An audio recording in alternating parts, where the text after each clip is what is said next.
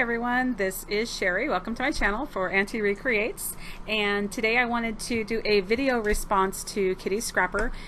She has issued a challenge, kind of like a tag I guess, to a lot of the YouTube process video channels, and wanting to kind of know a little bit more about everybody and kind of learning to how everybody started. So I thought I would go ahead and do it. So I'm in front of the camera for a change today, and which is new. So face to the hands, these are the hands, this is the face to behind the hands. So welcome, thanks for stopping by.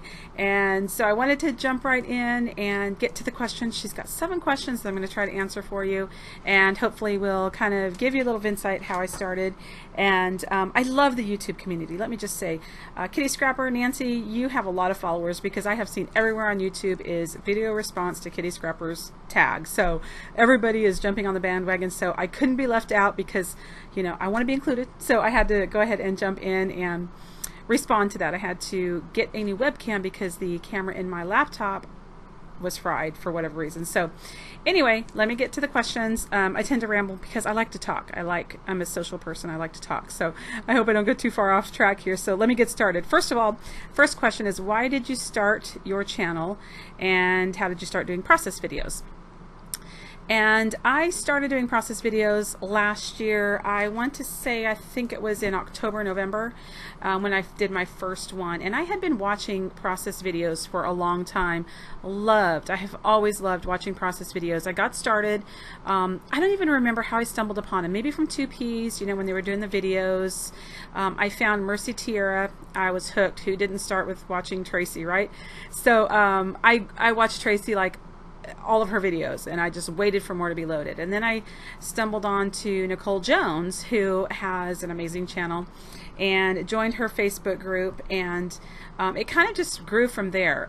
The Nicole Jones 911 Facebook group was where I probably really got a lot of inspiration, because I saw a lot of people were starting, and I've always wanted to do them because I am like an instructor at heart. I'm a teacher at heart. I love to inspire people. I love to help people. I love to help people learn new things. And so that was really kind of behind my whole thing starting. And you know, I know there's so many out there. That was what I struggled with, is like there's so many great channels out there and so many people out there who are so talented and way beyond my level of expertise. And so I struggled with it, going, you know, what could I possibly offer?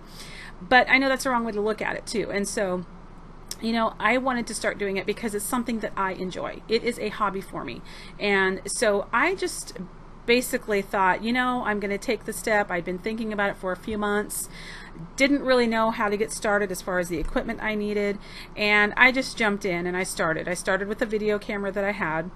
It didn't really work very well, I found out, because when I would try to upload it to my computer, I'd have to convert it, and it was like really difficult. So then I found out that I could use my iPhone, and I have plenty of storage. My iPhone works great. I use my iPhone to record, transfer it to my computer, started doing the narrations, and it's been a learning process, and I've tried to add new things to my videos, such as music and even like intros and, you know, title overlays over the pictures. And so I'm trying to grow that part of it and learn more, and that's pretty much how I started. It was a lot of inspiration from the Nicole Jones 911 group. They were a great help. There's so many people there that were just so helpful with questions, and it just kind of grew from there. So that's pretty much how I started doing process videos. And the next question is, what is your style and how has it changed? My style, I would say, is very colorful. I love color. I love mixed media. I would say it's more on the artsy edge. It's not perfect by any means. I am not a linear perfect scrapbooker by any means. I just kind of call myself freestyle, basically. I don't know how else to determine, you know, or you know, figure out what I'm actually called or what category I fit in, if there is such a thing. But I like to just, when I start a layout, I just get my background paper, I have my photos, and I just start going. I am not one that pre-plans pages for the most part. Once in a great while I'll get an idea and I'll kind of carry that out. But for the most part, I start with my layout, kind of have an idea of what I want to do with it color-wise and all that, and I just start going with it. So for me, it's really more of an art expression. And I've said this on my videos Project life is really where I do a lot of my recording of our day-to-day life and memories. My scrapbooking layouts are primarily an art form expression for me. So I don't feel the pressure to get down every little document in detail necessarily. I do journaling on my layouts sometimes, but for me it's really an art process. So that with that, my style is really more mixed media. That's kind of colorful, freestyle, pretty much whatever I want to do. And that has changed. Definitely it has changed because it's taken me a while to kind of find my groove, so to speak. I think you know, for a long time you kind of see what's popular, you see what other people are doing, and you know, you see the quote famous scrapbookers, not that that's what I'm trying to attain, you know, to be, but you see those people out there and you want to try to emulate that because that's what's popular, or you know, that's the style, or you know, for a while it was like minimalistic and you're using a lot of office supplies on layouts, and you're, you know, and it's very clean, and you have, you know, one picture with white space all over. And I was trying to fit into a mold, I think, that maybe that wasn't for me. It took me a while to finally figure out what my style was. And when I did that, to be honest with you, when I started growing in that more was when I started doing process videos. Because how that changed is, it used to take me a few days to do a layout, honestly, because I could never commit to anything. I was trying to get perfection and I was trying to get everything just right.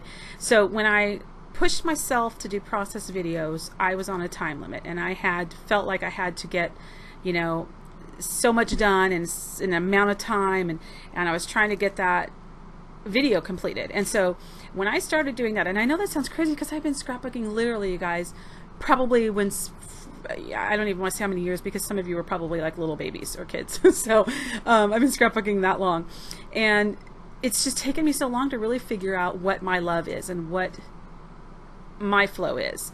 And my flow is not for everybody. My taste, my style is not for everybody, and I understand that. You know, I understand ink splotches are not something that everybody loves, but for me it's an artistic flair, and so it's changed a lot. I tried to do clean. That wasn't me. I tried to do linear. You know, that's not necessarily me. I really don't care if my picture's totally straight. Depends on the design, but you know what I'm saying, it's more of an artistic thing for me. So it's changed a great deal, because if you look at my earlier pages and some of my layouts even over the past few years, it's definitely changed and evolved, because I think I'm learning more of my style. So, and I think that's always the case. I think probably for everybody your style is going to change, because you're always growing, you're always learning new techniques, there's always new supplies, there's always new stuff coming out. So I told you I'm a talker, so I like to talk. Okay, number 3, let's move on. What project have you been meaning to start for a while? That is so easy for me. Many of you know I have a grandchild, and I have a hashtag that I started from the time my daughter got pregnant, when we were shopping for baby clothes, when we were doing ultrasounds, find out if it's going to be a boy or a girl. And I have a hashtag that I use. It's called Lolly Diaries, and because that's my name as a grandma, I'm Lolly. Lolli, and my husband's Pop, so we're Lollipop. Isn't that fun? Thought that was great. Anyway, so I have a hashtag called Lolly Diaries. Anything relating to my grandson, or and actually now I'm gonna be grandma number 2. Yeah, I just found out I'm gonna be a grandma again. So anyway, so anything pertaining to, you know, me being a grandma or my grandchildren is I use that hashtag Lolly Diaries. And so what I initially wanted to do was to create like a cute mini album called with the hashtag Lolly Diaries as the title, and use all of those photos that I've posted on Instagram with that hashtag. He's almost 2, and I haven't started that yet. Yeah, I know, that's horrible. I've got a lot of pictures. So that's probably, right now, that's one thing that I would really like to start. Now, she didn't ask what we wanted to finish. Okay, so I'm not going to go there because I have a lot of projects to finish. She asked what we wanted to start. So that's the one I'm going to start with. And number 4, what collection would you save from your burning craft room, new and old? Or what collections did you wish you still owned? You know, that's a tough one for me, because I'll be honest with you, I don't get really attached to collections. Mind you, I have a lot that I don't like to say hoarded, because it's really not intentionally, it's just too much product. But I don't really get attached, I think, to specific collections, because there's always new ones coming out that are like so pretty and so versatile. And so I think for me, probably some of my, I can't say I'd save it from a burning craft room. I can't say I'd really save any of my supplies from a burning craft room because they're replaceable. I'd probably grab my albums first, but she asked about supplies. So collection, I would have to say, would be probably anything Amy Tangerine. Because for me, that I love Amy Tangerine because the colors. Like I said, I am all about bright colors. I think this has changed too since I've had a grandson, because typically I love Maggie Holmes, the crepe paper, but with having a boy, my grandson, a lot of theirs tend to be really, to me, more feminine, golds and pinks, and they're beautiful, but I scrapbook a lot of my grandson, and so I like bright colors, and I found that out in scrapping my grandson because I do use a lot of bright colors. So I would have to say anything Amy Tangerine I love because of the bright colors. I do love Heidi Swap. I love a lot of her new stuff. I have some of her new stuff. I love everything that she's bringing out lately. So I'd probably have to go with those. Number 5, what paper do you regret buying? I've heard this on some other people's channels too, but really, as far as regrets and paper that I would regret buying would be the, I don't want to say cheap, but you know, those inexpensive paper pads at Michael's. Okay. Anything like that. I used to, like, if they were on sale, I would like, 1 is great, 2 is better, you know. Hey, I'm saving you, you know, $20 by buying 2. So, and I never used them because in reality, I learned that a good deal is not a good deal if it's not something that I absolutely love. So I learned that early on. I have stopped buying. I'm a lot more selective now in my purchasing. I only buy things that I really love. And if I see something that's, you know, really, oh my gosh, I got to have it, I'll make myself wait, because if I feel that way today, I want to make sure I still feel that way tomorrow. Most of the times I don't, and I've moved on. And so I've kind of learned to scale back. Not that I don't shop and buy, because I do my fair share. I just make sure that I buy things that I really love now. So I would have to say it would be some of those more inexpensive papers and buying things that were just a great deal or just on sale, because on sale is not really a great deal if you don't love it. So. Number 6 is, where do you want to take your channel in the next year? And gosh, you know, honestly, I can't say that I have thought about that. I can't say I haven't thought about it, but I'm still shocked. I got to be honest with you. I'm still shocked that even, you know, I have almost 1,500 subscribers now, and I can't believe I'm shocked. I mean, I can't believe that many people want to watch people scrapbook, me especially, you know, so I'm still kind of like in shock about that. And so I just started just wanting to video scrapbooking and me doing the process and hoping that somebody, 1 or 2 people might be inspired, and it would prompt me to get my layouts done quicker, because, you know, you got a little amount of time. And so that's how it started. And I've got 1,500 subscribers, you guys, and in less than a year, in about 8 months, and I'm blown away. I'm seriously blown away. So as far as like where to take my channel, I have given it some thought. I would love to be more scheduled, honestly. I'm very, right now it's just very kind of like hit and miss, you know. If I do a layout, I'll get it up, post it. It could be a week, could be 2 weeks between, which I don't like. I really want to be more focused and more on a time, like a time schedule, and do more. That's really my goal, is to do more, to be more scheduled about them, I guess, you know, 3 times, 4 times a week. Aside from that, I don't really know. I've thought about doing, like, you know, a Monday thing where I do a certain topic on Monday, and maybe a Saturday thing and do something on Saturdays, but I don't know if I want to get that automated, to be honest with you, because this is just fun for me. This is honestly a hobby. I mean, I work full time. I have a family that I'm very involved with, and we're very active, and I just don't want to make it something that's a job. You know, I heard one of the other girls talking about that. It's just meant to be fun, and I don't want to make it so automated that it's like a job. Not that it ever feels that way to me, but I don't know, really. I've given it some thought, but I think probably for right now, I'm really happy with how it is. I'm really happy with just, you know, publishing some process videos and a few tutorials. I love to inspire people. I love to help people. I love when people, so I love to answer questions. If people have questions, I love to help, because that's just in me. I'm kind of like a teacher at heart. I do a lot of instruction and leadership, and so that's kind of just in me. So I'm all about that. I would like to do maybe probably more tutorials, more specific things that people need help with. If it's, you know, the silhouette, how to do things, you know, where you can do the on-screen, you know, manipulations of cut files, or how to print from your iPhone or something like that. You know, I've been thinking about adding some things like that that might bring a little bit more variety. I think that's probably what I'm looking for, is a little bit more variety. So right now I can't say I have a specific plan, but there are some things churning, and if you have ideas, I would love to hear them, because I could, you know, certainly use some ideas. So that's kind of to where I'm at. But right now I'm really happy. I'm really happy with where I'm at. And so moving on, the last question is, who would you love to collaborate with on a scrapping YouTube challenge? And like Love to Scrap and NVA said, who wouldn't I want to collaborate with? I love everybody in this community. I'm telling you, I have made so many, I hate to say scrappy friends because they're not just scrapbookers, but so many great, you know, connections with people that are just fabulous and just so sweet and so nice. And the support in this community is really unbelievable. And there is not anybody that I wouldn't want to collaborate with. I would love to see personally, just like this project has just brought out everybody, so many people. I would love to see a group like this, not just maybe one or two collaborating together, but maybe like everybody who's responded. How this has, like, I mean, when I pull up my subscriptions, it's just like a list of VR to Kitty Scrapper. And I think it's great how it's brought everybody together. We're seeing faces. I have seen faces of people that I've only seen hands for the longest time, and I get to hear them talk, and you get to hear them, and it's amazing. I love it. So I would love to see a huge collaboration where everybody can come together.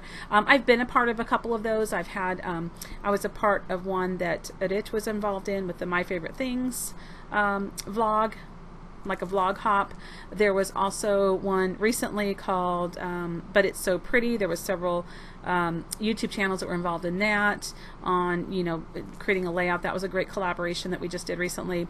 So I'm up for collaborating with anybody. I love to meet new people. I'm not a YouTube snob, so it doesn't have to be anybody in particular. I would love to collaborate with anybody, any of you out there. So if you have any great ideas, or if you're pulling something together, I would love to be included, because it's just a great community and so much fun. I just, like I said, I'm just blown away at how responsive and how supportive the YouTube community is. And so with that, I just want to thank you all again. Thank you so much to all my subscribers. I'm still, you know, blown away that I have that many, and that people really want to watch. And the comments, oh my gosh, I was just going through comments today, and I was like amazed at some of the sweet things that people are saying and how people are inspired, and it still kind of just shocks me. You know, and I have people that I watch that totally inspire me, and they leave comments on my videos, you know, and I'm like, just amazing at the support that people, you know, that people have in this community. So I just want to say thank you, and I am so glad that I was able to be a part of this video response. And so, hey, if you've got something cooking going on, let me know, because I would love to be a part and collaborate with any of you out there that are putting something together. Don't leave me out, okay? Okay, talk to you guys soon. Thanks so much. Bye. Okay, come here. You want to say hi? Come here. Come here. Here's the little guy now. He wants to say hi. Oh, goodness, he's a big boy. There's Lolly's little man. Can you say hi? Hi. Wave. What you got? You've got a toy? Oh, you've got your necklace. Oh, I just say. Yes, that's right. Can you say hi? Look at him there. Hi. Say hi. Can you wave? There you go. Yes. Who loves you? Hey, Audio. Look at Lolly. Who loves you? Lolly. Lolly loves you. Yes, I do. Huh? Okay. Yes. Okay. Okay. Say bye. Bye. Say see you later. Bye. Mwah. Mwah. Okay. Bye, guys. Bye. Bye.